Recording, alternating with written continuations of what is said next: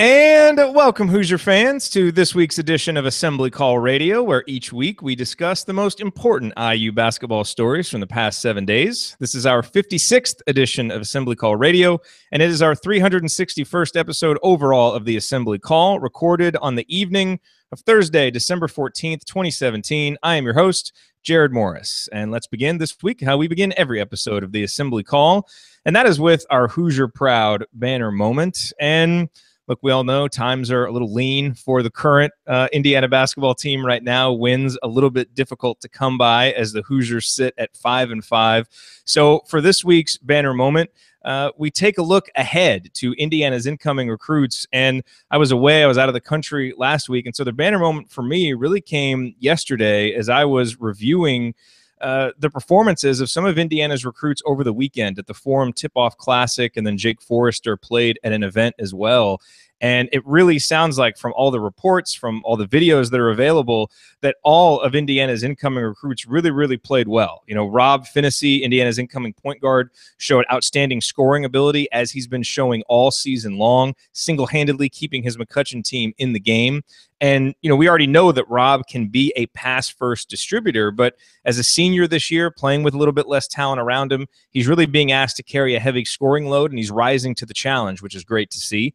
Demezy Anderson and Jerome Hunter actually faced off, with each guy really showing the wide array of skills that he possesses. Demezy apparently struggled early, but then really caught fire in the fourth quarter and overtime to help his South Bend Riley team. And when you watch him play, his ability to get his outside shot off quickly and to score in a variety of ways is impressive, and it kind of makes you wish you could play now, because Indiana could use those skills. And Jerome Hunter continues to show that he's a potential future pro. That's the kind of potential that he has. And, you know, again, exactly the kind of player that this year's Indiana team is missing: a tall, skilled wingman who is comfortable on the perimeter and can go get you a bucket when you need one. And it wasn't just those guys. As I mentioned, Jake Forrester, the fourth member of Indiana's class, who was recently bumped up to a 4-star prospect by 24/7 Sports. I saw that today.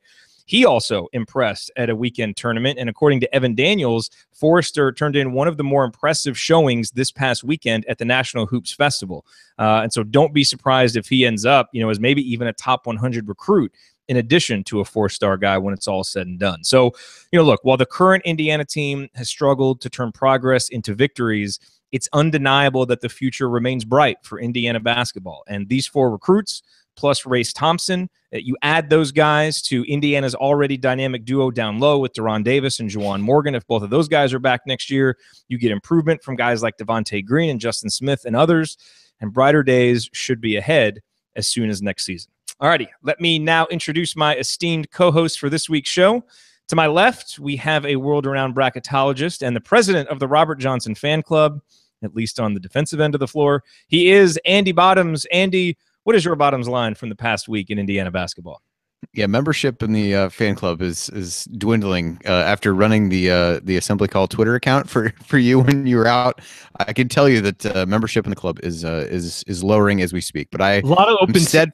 I'm steadfast in my belief that things will get better. But you know, for me, the little bit of time off between, you know, finally having a little bit of time between games, not coming as fast and furious, kind of gives you a little bit of a chance to step back.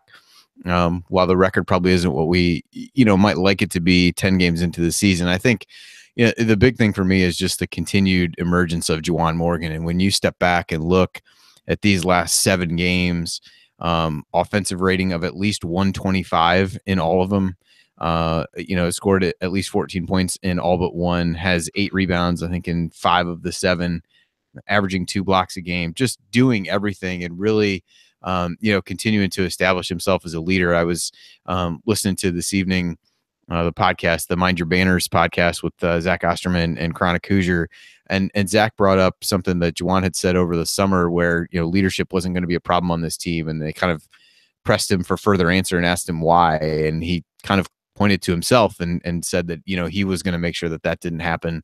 And I think he's starting to really back that up on the court. And, you know, it's an exciting thing to see for him. It's an exciting thing to see him, you know, healthy and really coming into his own. And I think if there's, you know, there's certainly some positive things we can point to from the team. And while they haven't been able to string together as many, you know, consistent runs of play as we would like, if you look at the most positive thing from what's happened so far, 10 games into the season, it's pretty easy call for me, and that's the emergence of Juwan Morgan, how well he's playing. So anxious to see him continue that. I think it'll be an interesting matchup for him, probably playing a lot against Bonzie Colson against Notre Dame, which we'll get into a little bit more later. But another good challenge for him. But if you're ranking things you're most excited about so far within this season, I know you hit on things kind of looking forward to next year. I think Juwan is right at the top of that list for me. Yep. And to my right, we have someone who once contemplated skipping his senior year of California high school basketball to play in Lithuania before coming to his senses. He's a columnist for The Big Lead, and he is a man who has given me his word that he will not strike personal deals with internet service providers to start charging you to listen to his portions of Assembly Call broadcasts, even though he theoretically could now that net neutrality has been voted down. He is Ryan Phillips. Ryan, what is your rant from the past week in Indiana basketball? Don't get me started on the net neutrality thing. Don't. It's bad for the audience, bad for me, bad for my health. It might be more useful if we spent the next next 15 minutes talking about net neutrality, but the only reason I turned down Lithuania is because I can't take the cold. It's the same reason I left Indiana and Milwaukee. I can't. I grew up in California. I'm an admitted weather wimp. I think that I guess I'm excited for the Notre Dame game. I guess that's my focus from the week. I think that's an interesting challenge for this Indiana team. Whereas Louisville wasn't a great matchup because of the length that Louisville has, I think Indiana can match Notre Dame. The question is, can they stay disciplined? Can they execute against Notre Dame? Notre Dame has a lot of really nice players. I think Matt Farrell and Bonzie Colson are the two that jump off the page to you. I watched them in Maui, and we can talk about them later. They won that tournament and had a really great comeback. And Galen and I talked about that a little bit on the post-game show last week after the Louisville game. But I think it's going to be an interesting challenge for this team, regardless of the outcome. I want to see how they play against a team that's going to be in the thick of it in the ACC this year, against one of the better players in the country in Bonzie Colson. A guy who is averaging 19.5 points and 9.6 rebounds, and quite frankly, he hasn't hit his stride yet from a shooting perspective. So it'll be interesting. A really nice test for this team. This is a team that can shoot the three, so we'll see if those closeouts have improved, see if the three-point defense has improved, and we'll see if they can, rebound with this team, if they can play defense, if they can maybe force the Irish to beat them another way than the Irish want to. And that's what I think is so interesting about this. And it's a team that, lost to Ball State at home. They're vulnerable. This is not a juggernaut, but it's certainly a very good team with some really good players, and I'm interested to see how Indiana matches up against those guys, because I think they match up pretty well if Indiana plays well. I think that they can match up pretty well with this Notre Dame team. So I'm actually really looking forward to this game. I think usually the Crossroads Classic in the past, I've kind of looked at it with trepidation, like, oh God, how are we going to screw this up? Because we usually don't play well at Bankers Life Fieldhouse. This is something I'm actually really interested to see. I think usually entering these games, I'm a little nervous about, what's going to go wrong this time. But I'm kind of interested to see this game. It's a new era, Ryan. It's a new era. It is for everybody. All right, so here's what we're going to discuss this week. We'll talk a little bit more about the importance of this upcoming IU Notre Dame game. We'll do a little bit of stock up, stock down, talking about Robert Johnson and Zack McRoberts. We will get some insight from Andy's lineup analysis. And we got a great question from a listener this week, which former Hoosier we would add to this year's roster, which I think is going to make for an entertaining discussion. We'll talk about that. We've got some other questions in our audience Q&A. All of that coming here on Assembly Call Radio. Now, this quick reminder before we move on. The next time that you're looking for tickets to a sporting event or a concert, remember our friends at SeatGeek. And you can download their app, which is incredibly convenient and easy to use. Or if you just want an easy-to-remember URL that will take you directly to the IU basketball ticket listings on SeatGeek's website specifically, here it is, iutickets.shop. That's the URL. So, for example, do you want tickets to one of Indiana's 3 games over holiday break? Fort Wayne, Tennessee Tech, and Youngstown State, I believe. They're currently as low as $7. Or do you want to plan ahead and get tickets for an upcoming Big Ten game for later in the season? IU basketball tickets make great stocking stuffers for the Hoosier lover in your life. So check out the latest ticket deals on the SeatGeek app or at the URL iutickets.shop. And if it's your first time using SeatGeek, don't forget to use the promo code ASSEMBLY, ASSEMBLY. Use it when you make that first purchase, and you will get $20 back after that purchase. Again, the promo code is ASSEMBLY, and the URL iutickets.shop. All right, you are listening to the Assembly Call. I'm Jerod Morris here with Andy Bottoms and Ryan Phillips. And guys, let's talk real quick a little bit more about this upcoming Notre Dame game. And Andy, I want to ask you this, our resident bracketologist, talking about the importance of this game. Can you construct a reasonable scenario where IU gets an at-large bid without winning this game? Given that, you know, all the other opportunities to get a big non-conference win have gone past, Indiana hasn't taken advantage. Is there a reasonable scenario where the Hoosiers get in without beating Notre Dame? Not that I could see. I mean, at this point, you know, they've missed any opportunity to really get a marquee win in the non-conference, and then you add on top of that the Indiana State loss, which you know, they haven't played particularly well since beating IU. So that one, you know, while it's a little bit further in the rearview mirror, isn't gonna look any better as things go forward. And so you also then look at the Big Ten, where everybody, you know, the conference as a whole has not played all that well in the non-conference. So it limits how good even in-conference wins can be. And so I think it turns into a scenario where they would need to win, you know, so many Big Ten games, and particularly so many on the road, as they've kind of changed how wins are classified in the process this year, where, you know, in one bucket you have, you know, wins against, you know, certain, you know, teams ranked, you know, 1 to whatever at home, and teams ranked, you know, it's something else. I can pull up the numbers later, but, you know, the way they bucket those wins, it just becomes really difficult. You'd have to do so much better in Big Ten play than I think is reasonable to expect at this point, that it becomes a pretty tough argument. Versus if they win, you've got 3 winnable non-conference games, and even opening at Wisconsin seems a little bit less daunting now than it did in the past. And so you could really get together pretty well. Well, it depends if their, you know, referees are calling, you know, nonsense fouls at the end of the game like they did last night, but that's neither here nor there. And so, yeah, so, you know, so maybe you could get on a little bit of a run and do that. And even one out of conference win like this would be really helpful on a neutral floor. So it's pretty important, I think, for a number of reasons, but certainly not the least of which is any kind of, you know, lingering at-large hopes that this team harbors, which are pretty slim at this point, I would say. Someone just posted something funny in our chat. It says, can we call bracketologists bracketeers now? Makes Andy and the like less nerdy. I kind of like that. Bracketeers instead of bracketologists. I'll take what I can get. The new classifications are home games. The one column is home games, teams ranked 1 to 30th, neutral court against 1 to 50, and road games 1 to 75 are kind of like the top tier of wins, and then they kind of cascade from there into 4 different groups. So this gotta love arbitrary endpoints. Absolutely. Yeah, I don't know how 30, 50, yeah, whatever. But anyway, so, you know, a lot of the road games in the conference could probably fall into that 1 to 75 range. So you could pick up a number of good wins there, but it would certainly be helpful to have a one of these non-conference ones that, while they've certainly scheduled relatively aggressively with the, you know, kind of those big 4 games that they had to go, you know, it's one thing to schedule 4 tough games, but it's another to go 0-4 in those games. Yeah.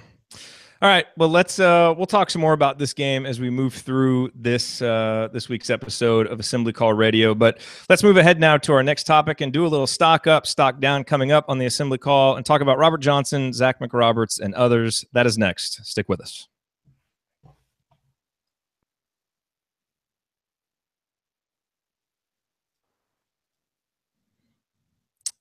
All right.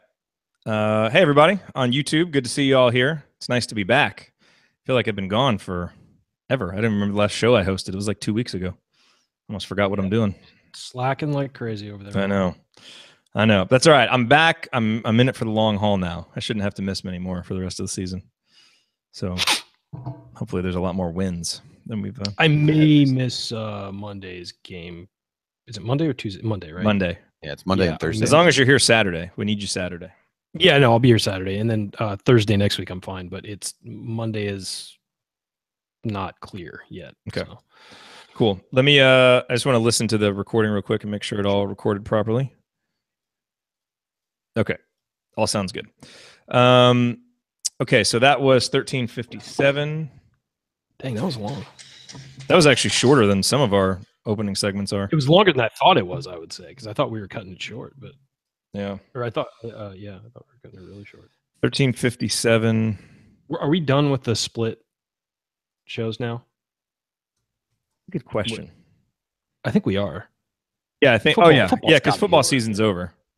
Yeah, so they're playing the whole thing on Fridays. So we've got 12:03 left, which gives us 11:47 for this segment. All right. Yeah, so for this one, let's talk McRoberts and Rojo. I think McRoberts is an interesting story because he's playing more, and Archie has talked a lot about him this week. Has he? Yeah. I missed the comments. I mean, it's basic stuff, and we'll get into this. I mean, just he knows what he can count on. He's giving them hustle plays. He just feels like the team is playing better with him out there. So He's Colin Harmon without a jump shot. I mean, Yeah. pretty much. Yep. So let's talk about him, and then we'll talk Robert Johnson.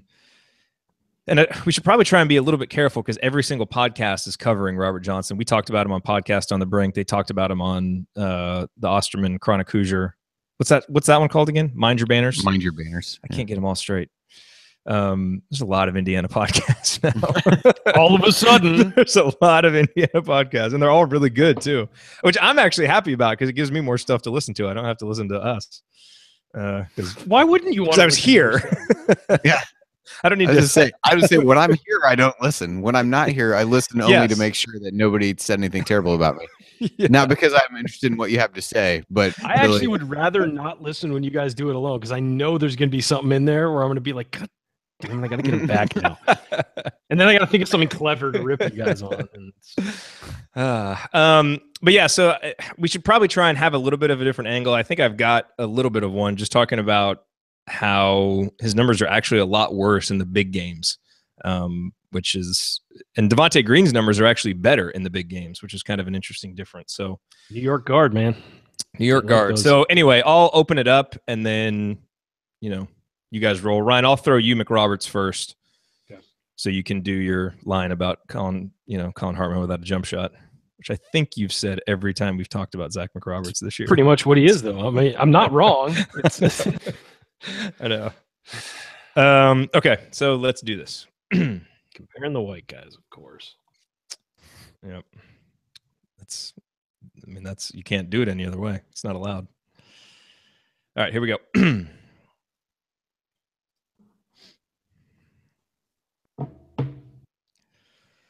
You are listening to the Assembly Call. I'm Jerod Morris here with Andy Bottoms and Ryan Phillips, my co-host on the Assembly Call IU postgame show. And don't forget, if you ever have to miss all or part of an episode of Assembly Call Radio, there are two great ways to catch up. You can subscribe to our podcast wherever you listen to podcasts. Just search for Assembly Call. Or you can join our live Thursday night broadcasts or watch the video replays by subscribing to our YouTube channel at youtube.com/assemblycall. So, gentlemen, let's do a little stock up, stock down, and let's start with the stock up. And let's talk about a guy who, despite Indiana's struggles, has really, seen his playing time increase and seen his role increase, and has been one of the brighter spots recently for Indiana, and that's Zack McRoberts. And he's not a guy, obviously, who is stuffing the stat sheet, not a guy who's going out scoring a lot of points, but it is quite clear that he has the trust of his coach. And Archie Miller has talked a lot about Zack McRoberts this week. He has been effusive in his praise of Zack, talking about how, he's a guy that you can just count on. He knows that he can trust Zack when he's out there, that he's going to do the kinds of things that he's asking him to do. He's going to be in the right place on defense, and he's going to make hustle plays. And that's why Zack played 15 minutes against Louisville. It's his third straight game playing 10-plus minutes, and it's become clear that he's now ahead of Freddie McSwain and Justin Smith in the rotation, just looking at how the minutes have been doled out, so when you look at the pluses, the things that Zack brings to the table, he's obviously solid on defense. He's done a nice job rebounding. And then I think the most important thing is he's been creating turnovers basically with hustle and smarts. And his steal rate of 5.3% is actually more than double the next highest guy on the team. So again, not a guy who's scoring a lot, but still a guy who is contributing in a lot of ways, earning a lot of minutes. And I think we should expect that to continue. And I guess the question that I have about that is, I think it's right at this point. I think Zack should be playing. I think he's earned it. Is that a good thing long-term for this team? And Ryan, I'll be curious to get your thoughts on that first. Is it a good thing that Zack McRoberts is getting a lot more minutes now? Yeah, because I think he's going to push the other guys. Justin Smith has to get better if he wants to play. And I realize Justin Smith's a freshman. He's probably going through a lull right now. I love what he brings. We've talked about him endlessly. But, yeah, I think the best players should play. I don't care about the future. I don't care about any of that stuff. And I guarantee you some of the seniors on the team don't care about the future. They want to win now. And that's what you do. And by doing that, Archie is setting a precedent that the guys who play the hardest and the guys who contribute the most are going to play. I'm not just going to play you because of your star rankings or, how many years you have left in the program. I'm going to play the guys who deserve to play. And I think it sets a great precedent. And it also tells guys like Justin Smith, who may be playing as hard as he thinks he can, it may tell them, hey, you know what? There's another gear you've got to find. And I'm sure they're talking to him about that. Like, you may think you're going 100%. But what you think is 100% may really be about 70. And you've got to find that extra gear, and you've got to find that, extra work ethic that you have. And that's not to say Justin's not working hard. I'm just saying that there's a guy, as an example, of Zack McRoberts, who will dive on the floor at the drop of a hat, who will, is playing smart basketball, is always in the right position defensively, is rebounding pretty well. He's not scoring. We've talked about it. He's Colin Hartman basically without a jumper. I mean, he does all the little things. He isn't really an effective offensive option. It'd be nice if he could hit a three now and then. Hint, hint to Zach. It's something to work on. But if he's playing, it shows the other guys that, what? Talent isn't the only thing that's going to get you on the floor. What's going to get you on the floor is hard work and knowing the playbook and knowing where you're supposed to be defensively and being responsible when you're on the floor. That's going to get you in more than just pure talent. And I think it's a great message to send, especially for the young guys. Now, look, you can say you're not building to the future by playing Zack McRoberts. Well, you know what? I think it helps build for the future because it shows the guys, hey, you know what? The guys who work the hardest are going to play. I don't care how many, again, I don't care about your star rankings. I don't care whatever. You get on the floor by how you practice and how hard you worked in the game and how you help the team, not by what your last name is. It sets your standards and establishes your culture. And there's no question about it. Believe that. And I think it's more important to do that this year, in his first year, than it would be next year or the year after. I think it's very important because you know what? Kids around the country are going to see that too. And they're going to say, you know what? If you work hard, I don't care if there's a 5-star ahead of me. If I work harder than him, I can play. Yeah, no, and I'm glad that's the angle that you took with it because that's what I wanted to get to is I think you could make the argument that it might lower this year's ceiling to have Zack McRoberts playing so many minutes because he is limited offensively. I think you would rather, all things being equal, you'd rather a guy like Justin Smith be getting those minutes because of his athletic ability and his size, and you expect him to be able to do more things. But if he's not earning it, then I'm glad that Zack McRoberts is earning it because of those things, because that's what this program needs to be built on.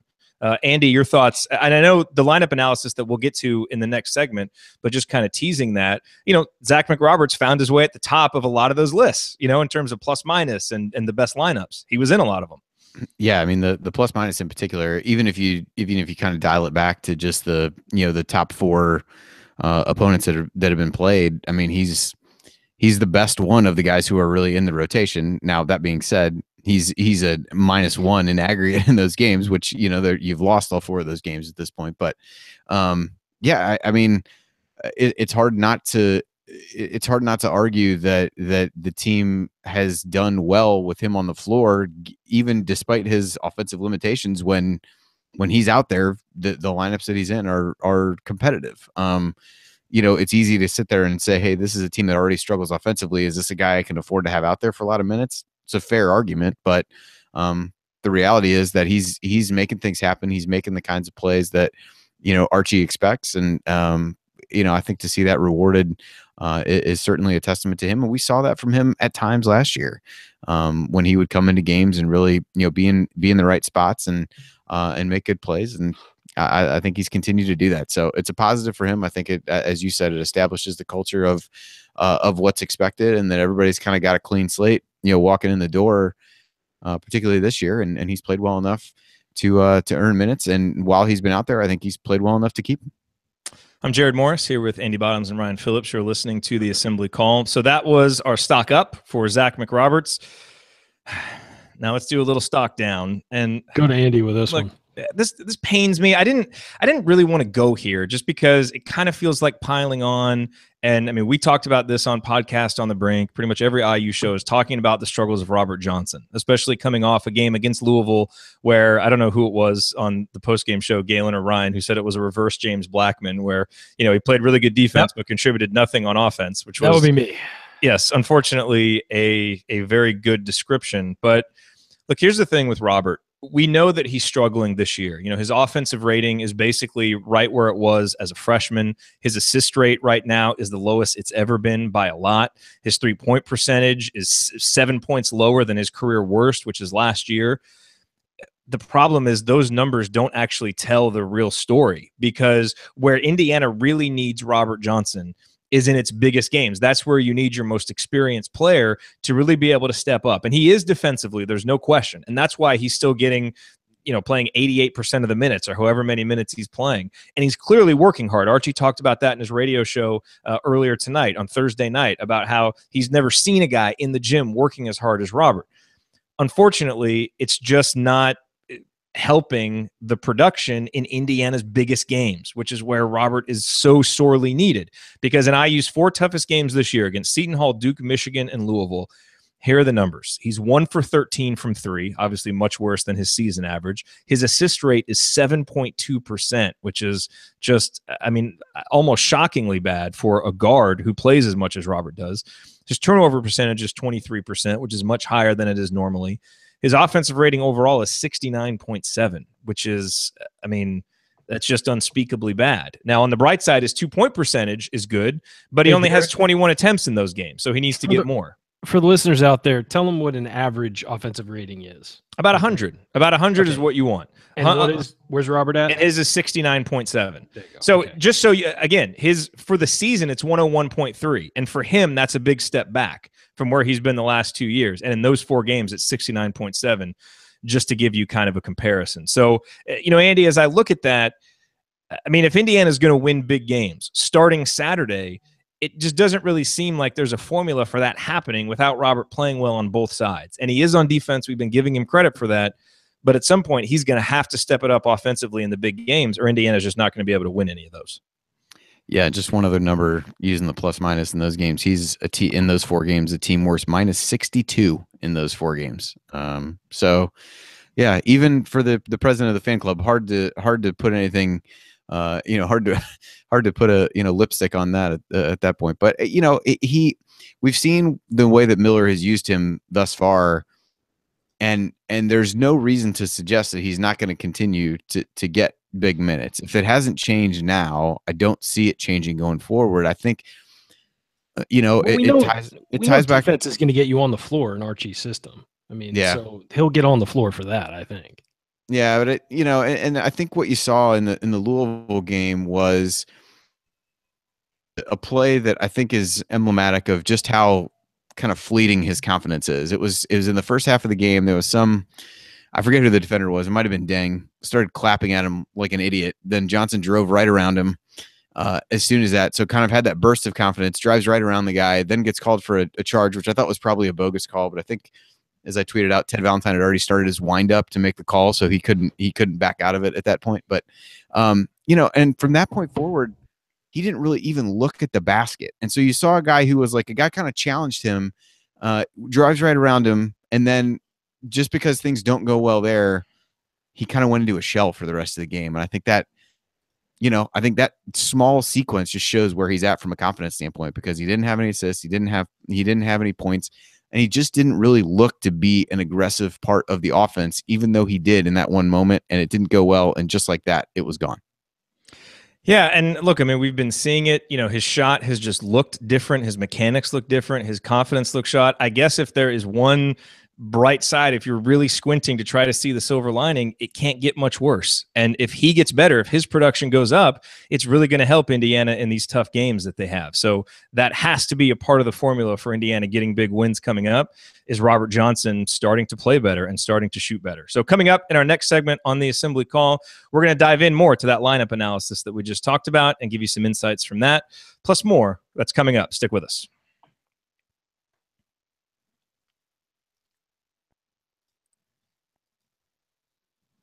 Beautiful. Right out at 12:04. Ryan, if you want to hop in and talk more Robert off the top of next segment, we can start. You guys got it. And we talked about start with that. I mean, like I've talked about him endlessly. So as you said, it's so many people have talked about it. It's probably not worth repeating too much. Yeah. I mean, the problems are evident. He can't shoot. And Yeah. He needs to work with the shot doctor. You know, they haven't called. You know what I think? I was looking at the stats today, guys. You know, this is just for the people watching on YouTube. You know what the most shocking stat to me about Indiana is this year? Team stat or individual? It's individual, but related to the rest of the team. Okay, our Josh leading Newkirk is leading us in 3-point shooting. Well, that would actually be number 2 for me, and Al Durham is number 2. But no, it's okay. Minutes for these guys. Robert Johnson leading with 32.9. I expect that. Juwan Morgan 26.5. Al Durham is 3rd with 25.7. Josh Newkirk is 4th with 24.7. Devontae Green is 5th with 23.0. Deron Davis is averaging 20.6 minutes per game. 20.6. I know. Imagine if we could get him out there for about 5 more minutes a game. 6th on the team. Like, I mean, yeah, I know it's because of foul trouble. It's not anything on, his plate really, but my God, 20.6, and he's our second leading scorer. It's because he's so ridiculously efficient when he's out there. Yeah, I mean, he's only played more than 23 minutes twice. Yeah, and one of those was against Howard. He's averaging only 4.4 rebounds. I mean, it's not his fault. We have good guard rebounders, but he's also not a great rebounder, so it's partly his fault. Yeah, but he's also not on the floor. I mean, you put him on the floor for 10 more minutes, that's 6-7 rebounds a game, probably. Yeah. But if you look at those if you look at those 4 games, the 4 losses outside the Indiana State game, I mean, he played 15 minutes against Duke, or 15 minutes against Seton Hall, fouled out, 21 minutes against Duke, 3 fouls, 18 minutes against Michigan, 3 fouls, 23 minutes against Louisville. So, I mean, even in those games, his average is even lower than the 20 that you talked about. Yeah, and the Duke one was, he got 2 fouls in 3 minutes in the first half and sat the rest of the half. Yeah, it was crazy. Yeah. I just thought that was a shocking stat that he's only playing 20.6 minutes a game. Yeah, it is. And that's still, I mean, an improvement from last year. So it's progress, at least. He wasn't even starting last year. I know. All right, Andy, what angle do you want to take to kick this off for the lineup analysis? Oh, lineup analysis. Okay. I don't know. I mean, I'll just basically sit here. I mean, favorite part of the show. No, I am with you. No, I mean, we could touch on just the volume of lineups. Oh yeah, that's right. I think some of the overarching things. I mean, we can get into. I mean, I think we can touch briefly on overall like plus minus per minute that Hartman, McRoberts, Green are really the only guys that are in the positive. Yeah. I want to talk about and I have something to say about Devontae too. I think he would be a good one to hit. And then okay, so same thing. What was the other interesting thing that we kind of talked about that like in those kind of best per minute lineups that Deron was only in one of the top. That was, I thought, interesting. The Hartman stuff we can touch on, so we can kind of go a few different places. But okay, yeah, let's start with the substitution number, and then let's go with the per minute, and that'll get into Devontae. And I want to talk a little bit about how Devontae's actually been better in the big games. Okay, to contrast that. You guys can pretty much handle this segment on. Yeah, so we'll do that, and then so question, and then I want to pull in Alex's question at the end here, and this can bleed over into segment 4 if we need more time. But I think it's a fun question. Did you guys see it yet? If you could add, it is. I feel like I have a really good answer too. Okay, but I feel like it'd be, we could just say like, hey, I'd add Calvert Chaney, and that's real easy. No. I don't think it should be that. I feel like we should put some parameters on it that it has to be like a role player since the Tom Crean era to give it some context. I don't know about a role player. I think it should be a player, but the caveat should be it shouldn't just be a good player. It should be a player that fits what this team does. You can't just say. Well, I mean, then wouldn't you just take Yogi Ferrell? Isn't that easy? Maybe I'll take Cody Zeller. Maybe I'll take Victor Oladipo. Maybe I'll take. Yeah. Okay. I mean, I guess I looked at it. Do it however you want. I took somebody from a lot earlier than the Tom Crean era, but I have good rationale for it. And Andy went with Walt Bellamy. Bracy Wright. Not that far. Yeah. George Leach. What we need is a guy who's not afraid to shoot. Exactly. Come on down. All right. By the way, did you see Nick Zeisloff's awesome tweet? No. Like the Minnesota basketball Twitter account tweeted out some like little video of Williams Arena, and he retweeted it with "Great shooters, Jim." I particularly like that one. Okay, I figured he'd tack on the picture of his finger sticking out like sideways after he heard it in that game. Wasn't that there? Was that game? I think so. Yeah. I thought it might have been that same game actually. Yeah. Anyway, we can throw out different parameters, but I took it more broadly than what you described. But I don't know that it's a role player because I don't know that this team needs a role player. Maybe that's what we can. No, debate. I think This team needs a star. I mean, This team like, does. how about This a team does need a non-All-American starter? Fine. All right, non-All-American starter. So that removes Oladipo, Zeller, and Yogi. Okay. Yeah, that's fine. Okay, that still works. By the way, the guy who asked the question, Alex, said exactly. I was kind of thinking Crean Era and more role players than stars. So I'm in tune with the listeners. Even if I'm gonna. gone for I'm not, and I'm gonna That's a give great whatever eye answer roll. I want. That was a solid eye roll by Ryan down in the corner. I'm going to give my initial answer. I will look back and determine another one, but I'm not happy about it because All right, let's go. I felt really good about the one that I came up with. I'm still going with Calvert. Yeah. I actually didn't. I should didn't be on even all say IU that. teams. I didn't even say that, which is Okay. probably would have been the more predictable option for me. But I did not. I didn't go that route. Okay, here we go.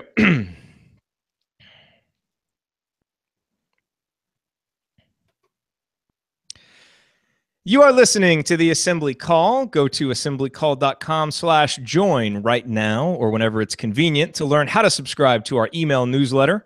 If you want to get more out of being an IU basketball fan, then you really need to be on our newsletter list because you will get our weekly Six-Banner Sunday news roundups as well as our post-game analysis emails. It is all free, and it will make you a smarter IU basketball fan. Again, the URL is assemblycall.com/join. I am Jerod Morris here with Andy Bottoms and Ryan Phillips, my co-hosts on the Assembly Call IU postgame show. And Andy, part of that postgame analysis email for a long time was your lineup analysis, which we started several years ago during the Tom Crean era. I feel like when it first started, it was kind of a joke just because, we were always talking about the substitution patterns and there were so many lineups. And so it was born out of rage. I mean, let's not kid ourselves. So I think that's really where it started from my perspective. The first time I looked at it, there was a game that I just couldn't understand what had happened. So I looked into it, and here we are this much later, and continue to do it. Yes. So this year, we're not actually including that in the post-game analysis email. We have a whole bunch of other new stuff in there, but you're still doing it on your own. And every now and then we want to come back with some meta-analysis of this because this is something that we've often tracked. And when you sent me over the analysis via email, the first thing that jumped out was just the number of lineups that have been used. It's a lot less than it was last year. Yes, just a little. So this is one of those things where I don't always have it readily available for the, kind of how it compares, because that's one of these things where this is hard to put into context. So to this point, through 10 games, I didn't include the exhibition games. There have been a total of 92 different lineups. So those could have been used once, they could have been used 10 times, but there's 92 unique combinations of players. And so I look back at when I tracked it last year, and through the first 10 games of last season, there were 163 that had been used. So not quite cut in half, but pretty close. So definitely have seen some differences there. And I mean, I think you continue to see that where the rotation is, while guys kind of move in here and there, and McRoberts has earned minutes, as we talked about, like there really haven't been a lot of games when upwards of 8, much past 8 guys have really gotten what you call significant minutes in the game. And I think that the numbers there bear that out. Which kind of matches what it feels like watching it, though. It feels like the substitutions are less frantic. It feels like, to me anyway, that for the most part, even though we've seen a couple of Mick lineups with McSwain and McRoberts in there, which I've always had a problem with, but other than that, it has seemed like there's been kind of some rhyme or reason, even though Archie is still kind of learning all these players. So that seems like one difference, at least from what we're used to. Yeah, I would agree. And so, one of the other things I did, which I think leads into some other analysis that you had done, was kind of look at not just the overall plus minus of what's there, but kind of looking at that on a per minute basis. So trying to normalize that a little bit for how guys have done. So, Colin Hartman really, even in raw numbers, stands out above everybody else at plus 35 as the best on the team. But the guy who's right behind him is Devontae Green at a plus 20, and he actually and McRoberts is third, and those three are kind of the same. Even if you look at it on a per minute basis, they're still the top three. It's just McRoberts is second, and Green is third. So I think there's some things Devontae related that you wanted to hit on that tie in pretty well with this. Well, yeah, we talked in the last segment about Robert Johnson and how he is really playing a lot worse in Indiana's toughest games, and Devontae is playing better in Indiana's toughest games. So in Indiana's 4 toughest games, his offensive rating actually jumps up. It only jumps up to 99.3, but normally his offensive rating is 95.1 in all games. So he's at least playing better in those games than he is in other games. His assist rate is better. His turnover rate is better. And so, look, he's a guy who obviously didn't get to play a lot in the Louisville game. And Archie mentioned, some little things, some mistakes that he made that kept him off the court. But, in addition to Robert Johnson playing better, being part of the formula for Indiana winning some of these bigger games, I think Devontae Green staying on the court because he's earning the trust of his coach is important, because Devontae Green can make the kind of plays against better competition that other guys have been unwilling or unable to make. And I think what we've seen just in the numbers, both in the plus minus and in some of those efficiency numbers, kind of bear that out. So hopefully he can start to get more minutes in those games, because I think that'll be important for Indiana. Yeah, if you look at, I looked at the kind of 5 toughest games so far, so it includes the 4 of the losses plus Iowa. Hartman and Green are the only guys that are positive in plus minus at all. And if you just look, I tried to narrow down the lineups, the ones that were used, what I felt was a kind of a meaningful amount, which was lineups used at least 4 minutes combined across those games. The top 4 on a per minute basis, Devontae Green was in every one of them. And so there were a number of other guys who were in 3 of the 4. But he was the only guy that was in all of them. So again, kind of speaks to, when he's playing well, this team tends to be playing well. And I think that goes back to a little bit of what we've said before, where he can just do things that other guys on this team can't do on the floor when he's really, kind of harnessing that in a positive way for the team. And the other thing to hit quickly is, it's kind of surprising that Deron Davis wasn't in more of the most successful lineups, I thought. Yeah, I tried to look over the course of the entire season. There were 20 lineups out of that 92 that had played at least 5 minutes. And so just tried to look at those on a per minute basis. And if you look at the top, I think I picked the top 7, there was kind of a drop off point, or 6 of them actually, kind of a drop off point where, it really kind of, those were kind of a clear cut top 6. Like Deron was only in one of them. And it speaks a little bit to, and he was in 4 of the worst 6 there.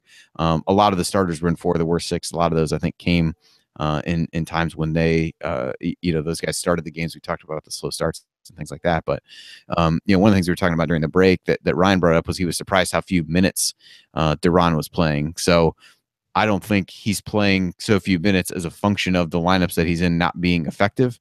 But it's an interesting combination that, he's not playing as many minutes as I think everybody would hope, want, expect. But he's also, when you look back at lineups that have been effective, he's not routinely a part of those either, which is a little bit weird, because when you think about some of the best stretches of play, it's been when they really played through him and he's done really well. So kind of an interesting, numbers don't necessarily back up what your eyes feel like they see in those cases, but in some cases it's easy to focus on those positive stretches where he was just dominant versus the others where maybe he wasn't. All right, this is the portion of this segment now where we need to wake Ryan back up, bring him back with us here. You're listening to the Assembly Call. I'm Jerod Morris here with Andy Bottoms and Ryan Phillips. But thanks for doing that analysis, Andy, and we'll keep coming back to it as we go throughout the season. But I want to get to this question from Alex France, one of our longtime loyal listeners, because I think it's a really fun question. So his question is, if you could add one IU player from a previous roster to this team, who would you add? He says it doesn't have to be a star. It could be a glue guy or a shooter, for example. Just a fun question, but on the serious side, the answer could reflect current playing and future recruiting needs. So as I read this, I kind of took it, to mean more of a role player type, because, it'd be really easy to just say, well, let's add Calvert Chaney to it, or let's add Walt Bellamy, or let's add Yogi Ferrell to it. And I kind of took it to be a little bit more from a role player perspective. And I think all 3 of us may have taken it a little bit differently, but let's kind of roll with it. And see what we all chose. So, Ryan, why don't you tell us first? I'm assuming you're taking 2006 Marco Killingsworth to add to the team? No, I passed on him, actually. So we kind of went, what was it? A starter level or role player guy, non-All-American. Yeah. Okay. I've got 3 guys I'm considering. All 3 could shoot the ball. So I think don't take mine. Don't take mine. So I think you know where I'm going with this. Given the problems in the backcourt, I would go with Jordan Hulse. I know he had his limitations, but that guy could shoot the lights out and spread the floor and was dangerous whenever he got the ball. One of the greatest three-point shooters in IU history. I considered two other guys, and they were Max Bielfeldt and Nick Zeisloft, because I think you need shooters on this team. You just don't have it. And even if they don't play very much, the ability to stretch the floor, and a guy like Bielfeldt and Zeisloft with their leadership and all that stuff.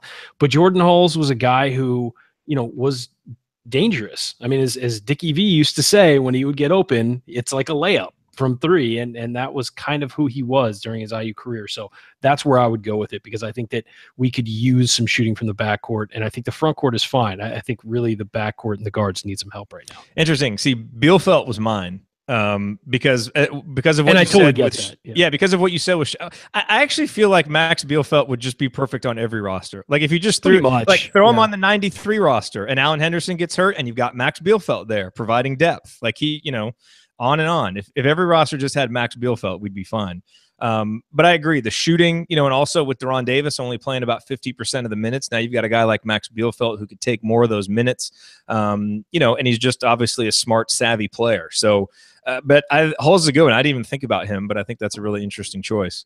Andy, who did you go with? Undersized guard, had struggles defensively, but I think this team is strong enough defensively to make up for that, and I think that they could spread the floor enough where it wouldn't matter that he was shorter.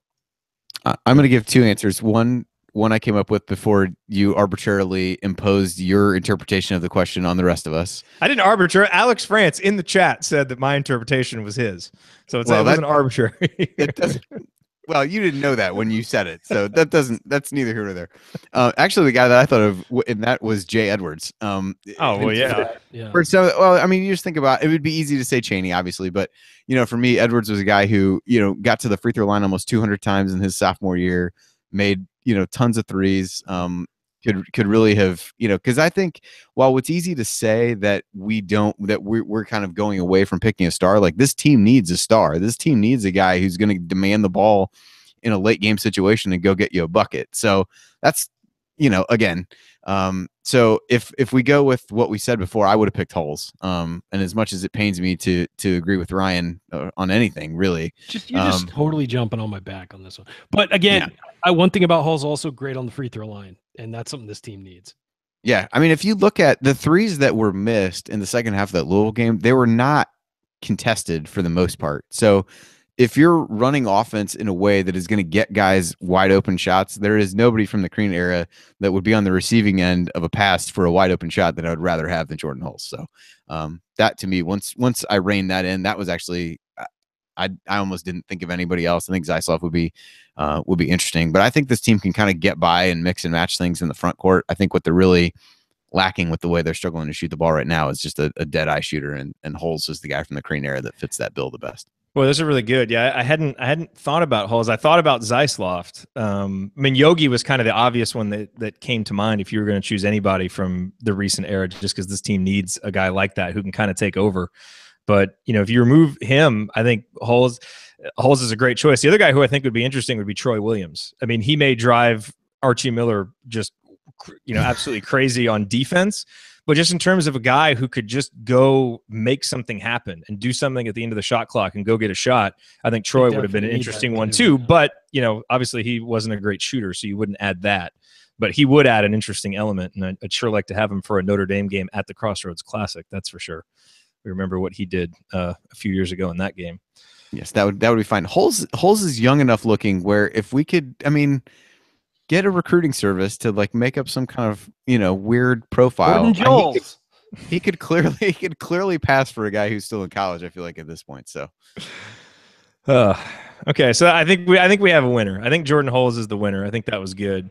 It'd be great to get everybody else's thoughts. So let us know in the chat if you're here live who you would pick, and then shoot us a tweet at Assembly Call and let us know as you're listening to this who would be the guy that you would pick. Our official pick is Jordan Hulse. We gave you our other thoughts, so let us know. Who you think would be a good choice. Alrighty, let's. We got some other really good questions, and so let's get to those in our upcoming segment here as we continue rolling on Assembly Call Radio. Answer some more audience questions. That's coming next.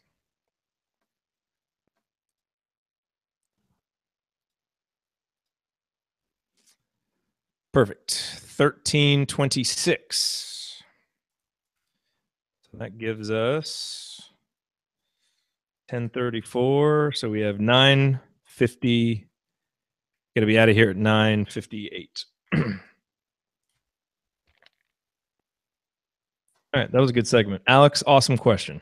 What's the last segment? Just questions? Yeah, questions basically. Is there anything else that we haven't touched on? I guess we could talk about Indiana getting to face Bob Huggins next year. That's fun. Well, actually, that hasn't happened in a we long haven't time. really talked about Notre Dame. We can talk more about Notre Dame. I mean, might as well, Andy, get your perspective on him. I mean, yeah, we can talk more about Notre Dame. I don't really have anything. I mean, I kind of said what I was going to say in my intro, but I'd like to get Andy's perspective on who they've played, who they've beaten, and what he thinks. Okay, so let's hit that off the top then. Yeah, and then questions we get to. Okay. Oh, someone threw in an AJ Guyton vote. He'd be a good addition. What do you mean, eh? No, I'm saying, yeah, I could see that. Oh. Marshall Strickland would fit well. Shooter again. Guy who in his senior year shot really well. And played Rod defense. Wilmot was too streaky, I think. But no, I don't know if Archie could survive a roster with both Rod Wilmot and Devontae Green. Yeah, that's true. Like, that's the thing. Standpoint, I'm not sure that he could pull that off. I think but it'd be fun to watch. Yeah, I think he'd retire at midseason. That would be fun. We should come up with the most maddening roster for Archie Miller of former Indiana Hoosiers. It would be like Rod Wilmot. That could be next week. Troy Williams. We could do that next week. Yeah. The most maddening. I think Devontae, you can see now still. Like 2000. Yeah. Tom Pritchard. I don't know if he'd get mad at Tom Pritchard. He was a highly recruited guy, and he wound up just disappearing. I mean, you felt bad for him, but I mean, but we'll always have the Pritch slap. We will always have the Pritch slap. Yep. All right, let's George Leach, I feel like would be one. Just his complete inability to convert around the basket. Yeah, Bracy Wright would definitely be on that team. I suffered through George Leach when I was in school. Oh my God, an entire year of it. Oh, man. I couldn't understand how he could turn around and make like a little like short face-up jump shot, but he could not convert a shot within like 3 feet of the basket to save his life at times. And he just made the most maddening foul. I remember one time he fouled Chris Humphreys like 90 feet from the basket with like 3 seconds left, and Humphreys made the free throws, and Minnesota beat us. I think I do remember that game. I was at that game, and I was sitting. As soon as he fouled him, I got my friend and we just left. Like, I was just, nope, we're gone. Not watching this ever again. I didn't even watch Humphreys hit the free throws. I knew he was going to hit them. All right, let's go. Okay. That's awesome. Okay, we have 9 minutes and 58 seconds, so I'll put a little countdown in the chat for this one when we get close. All right, here we go.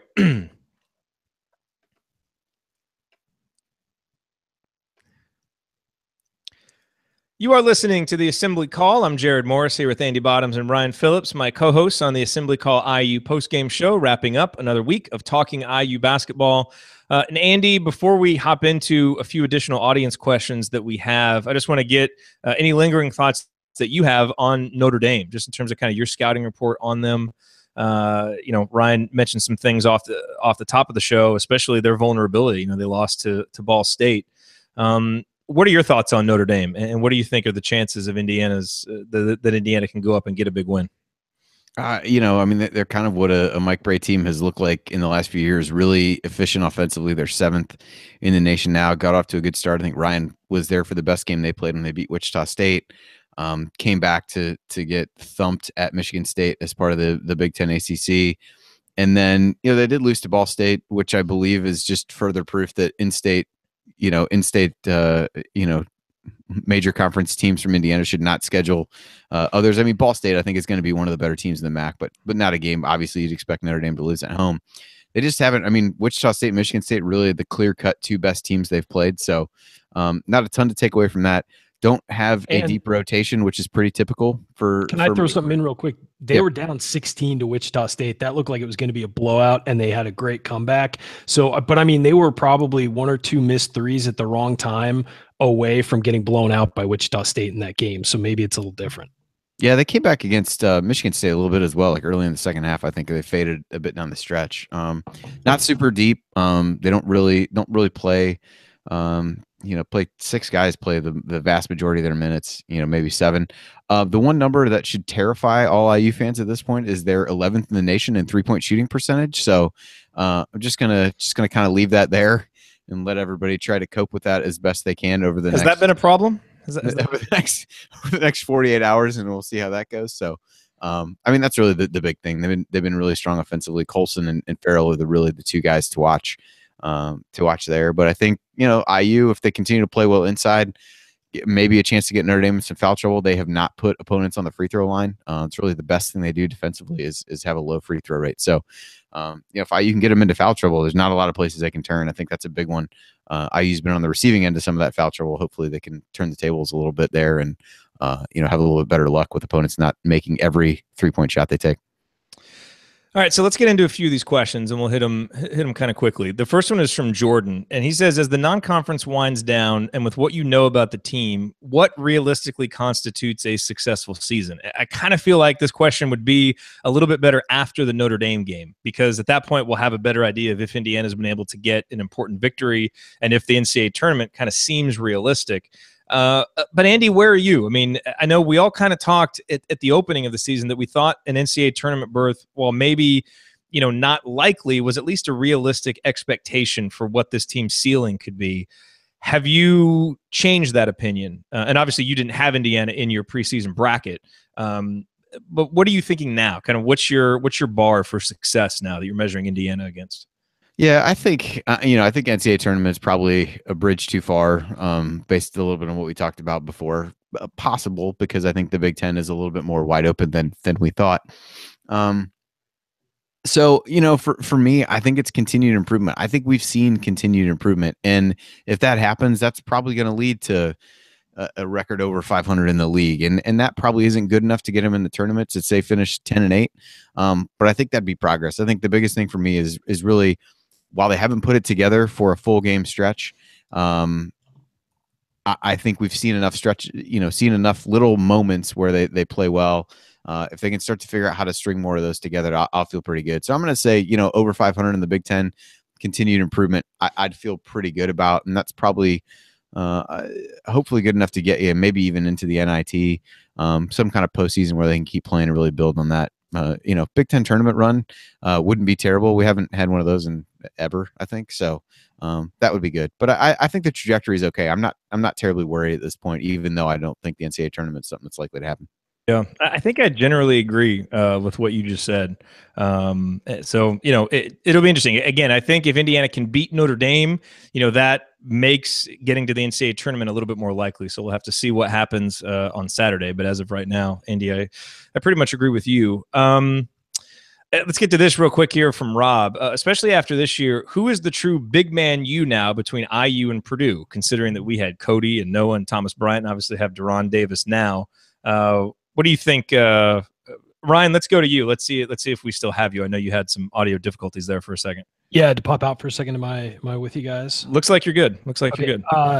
I don't know. I'd still kind of lean Indiana, based on history and track record. I think that they had Caleb Swanigan, who is fantastic. I think Hammonds was pretty good. I'm not a big Haas fan. I think he's just kind of tall. I don't think he does a whole lot for you, aside from being tall. Not that there's anything wrong with being tall. I carry that mantle over here, but I don't know if he's a guy who I'd pick out of all those guys. Out of all the guys that you would think of as tall guys, big men who've been at those schools, I think I'd pick him last.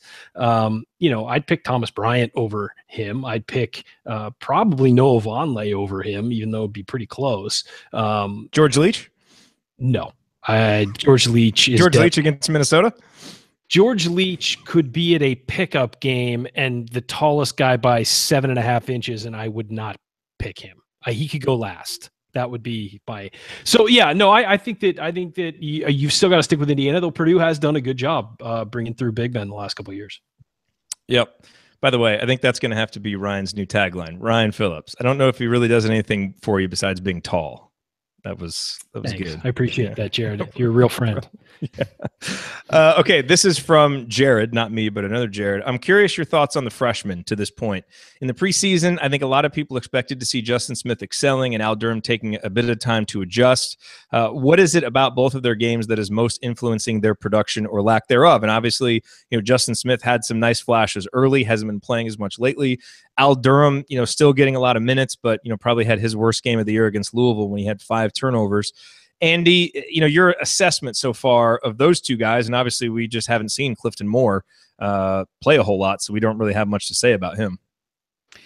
Yeah, I think, nothing really to add about Moore. I think Justin Smith benefited a lot from Hartman being out early in the season, and we've seen his minutes dwindle in direct reaction to being able to have Hartman for a little bit more. So, I don't know that's as much a function of how he's playing as it is having Colin back. I do think he's continued to be confident, but he's struggled to finish around the rim in some of these more recent games and in some of the games against bigger competition. But I think that's something that he'll be able to build on.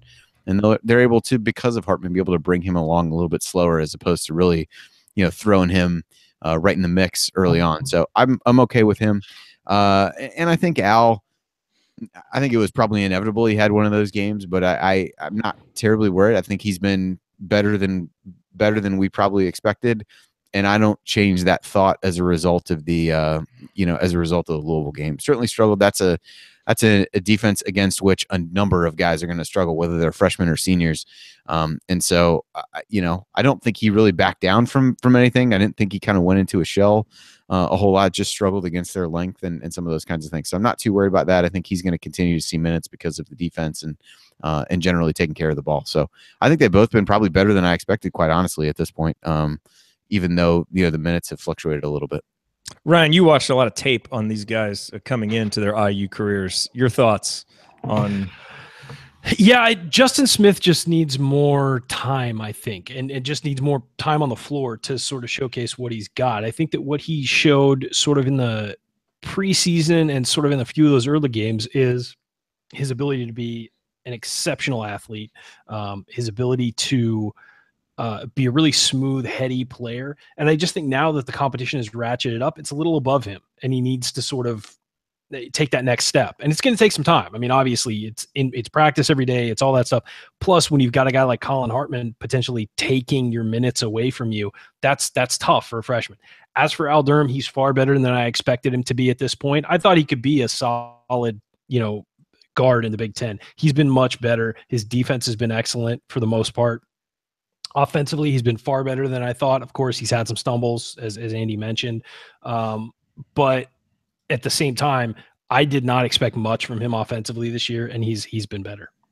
Yeah, no, I didn't either. I don't think a lot of people expected much from Allen. I think the big thing for him is just his maturity. He is very mature for a freshman. Typically makes very good decisions, and Archie can trust him, and he plays hard, and that's why he gets out there and has been getting a lot of time on the floor. All righty, well, that will do it for us on this week's episode of the Assembly Call. If you want to ever see us do the show live and be part of the live chat, join us at assemblycall.com on Thursday nights for the live broadcast of our Assembly Call radio recording. Or you can always subscribe to our podcast by searching for Assembly Call wherever you listen to podcasts. And don't forget to go to assemblycall.com/join to join our free email newsletter. Thank you for listening. We will be back to talk IU hoops again with you next week. Until then, keep your elbows in and your eyes on the rim. And go Hoosiers.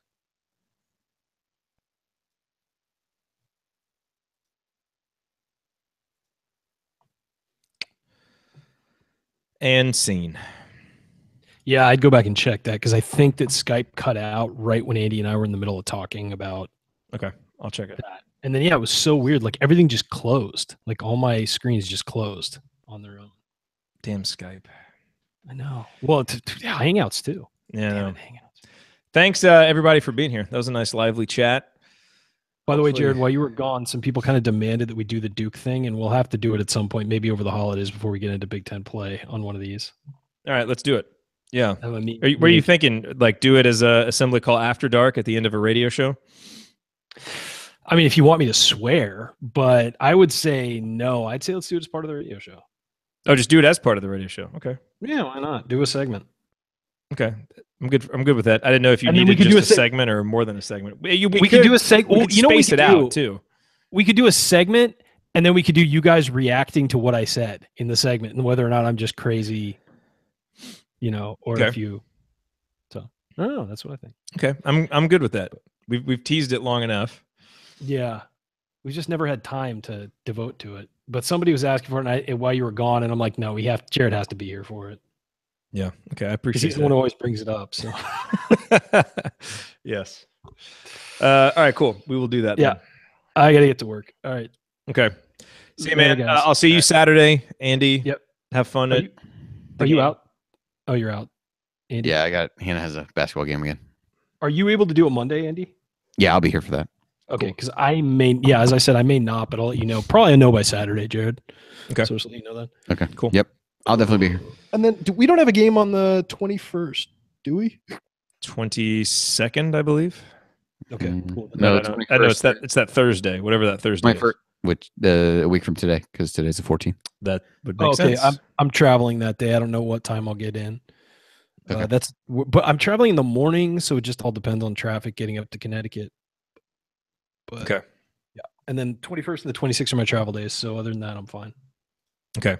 Cool. Yeah, I should be good for all the games over winter break. Oh, by the way, I didn't talk to you guys about this. I don't know what day you're planning to get into Indianapolis for the meetup, but I was talking to Scott Agnes, and he was saying it'd be great if the three of us could come in studio on the radio show. It would be. I know. With Kent. So, all right, let's try to work that out because that would be cool. Yeah, he's got to let me know let me know when. Probably be a Friday. But the game is on Friday. Oh shit. Maybe Thursday then. Yeah, because I've got to. I'm gonna go in like Wednesday just to see people, like meet up with people. So I'll be around. But yeah, if we could all get in there, that'd be pretty cool. Okay. Yeah, I was gonna try and come in Thursday. So come in Thursday in the morning, and then we could go do that because that would be really cool to do. Yeah. Maybe sit in for like an hour or something. Yeah. Cool. Very cool. All right. Something to think about. Cool. All right, gentlemen. All right. Later. Yep. All right. Talk to y'all on Saturday. All right. Thanks, everybody. Bye, guys.